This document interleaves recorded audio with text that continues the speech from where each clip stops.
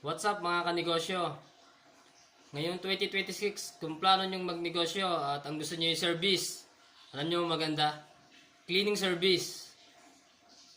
Yung aking negosyo ay cleaning service. Kaya yun ang napili ko ngayon. Maganda naman.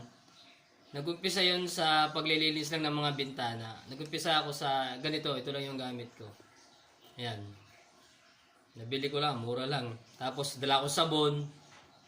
Hanggang sa dumadami yung customer ko, naisip ko na gawin ng home cleaning service. Ngayon ang nililinis ko ay yung mga bahay na, buong bahay na. Dati bintana lang. Siyempre kasama ang pagod ng katawan, pero maganda.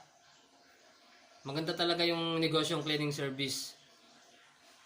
Dumadami na yung bahay, dumadami yung subdivision. Kaya kung plano nyo yun, subukan nyo. Siyempre, ihandaan nyo yung katawan nyo dahil nga serbisyo yung gagawin nyo. Kaya, go! Kung kaya nyo, subukan nyo, gawin nyo. Salamat! Bye-bye!